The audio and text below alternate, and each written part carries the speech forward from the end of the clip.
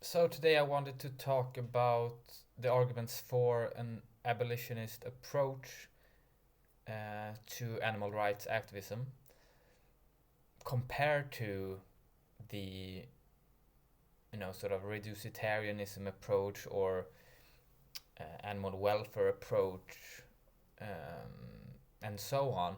There is this divide between these two. Some opt for having both in their arsenal when talking for animals. That is that they both talk about animal rights and they also talk about animal welfare, increasing the standards for animals that we use for our benefit, that we exploit, in other words, for our benefit. Um, but I think that the animal welfare movement is worse in two ways basically. So first and foremost, it is not honest. It is not honest in its approach. It doesn't take the issue of the animals, the issue of the enormous exploitation and the enormous injustice that is taking place. It doesn't do it justice to focus on increasing the welfare of their exploitation, basically. So improving the standards of living before we murder them or something like that. I think that it is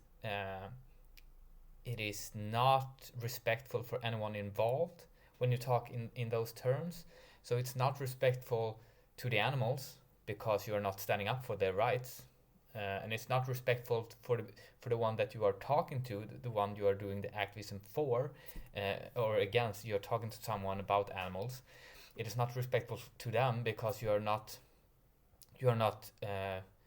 trusting that they can deal with the truth as it actually is, and holding them accountable for what they are actually accountable for if they are not vegan.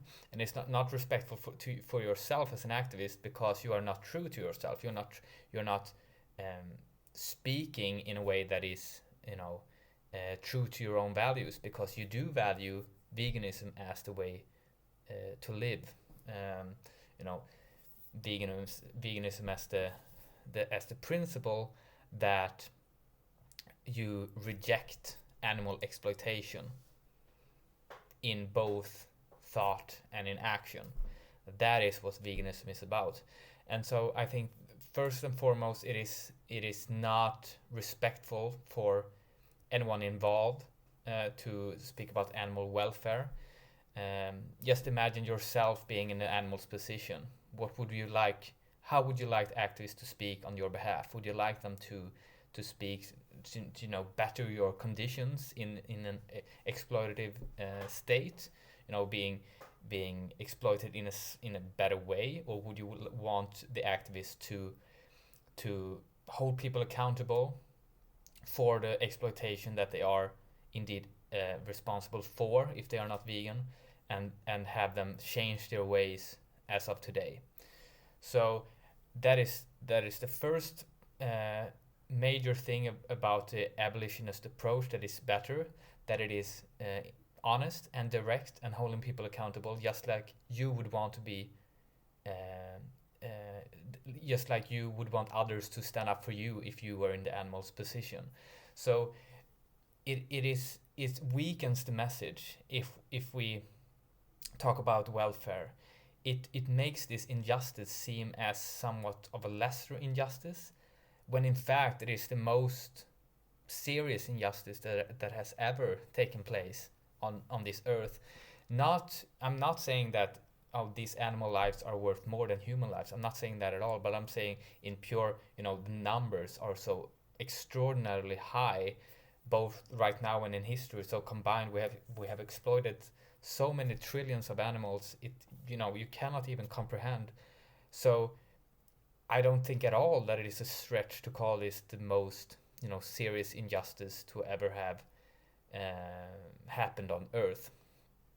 And so we shouldn't shy away from stating the facts, stating how it actually is. And the second thing that is also very important is I think that it is much more effective in making people become vegan. So that is one of the most,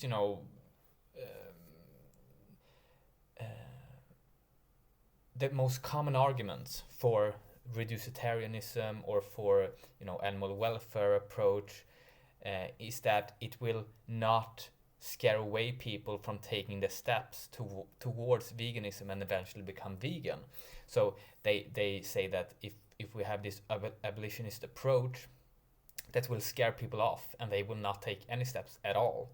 But I've been in both movements. I've been involved in animal rights and animal welfare since about 2000 on an organizational level since about 2018. So that organization has both conducted animal welfare and animal rights based activism, and so I have a lot of experience with that type of approach. And last year I also became involved in Anonymous for the Voiceless, which is pure abolitionist. It is pure animal rights based. So I have experience of both, and I can say that being upfront with people, saying as it actually is, being direct and honest, you gain so much respect from the one you are talking to, in contrast to weakening the message and saying, oh, every step is a good step, and oh, you're reducing your meat intake to once a week instead of 3 times a week. Great, good on you. That message is not strong, and I've never, for all of these years when I've been involved with the organization that both have this animal welfare and animal rights based approach, I've never, as I can remember, someone who has said, I will become vegan as of today.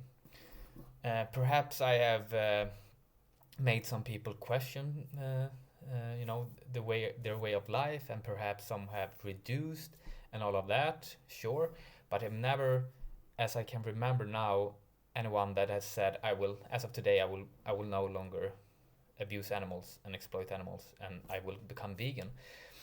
But the first cube of truth that I participated in, I think there were 2 or 3 people said there and then, I will become vegan. I cannot defend these actions, because we are, and it was so revelatory to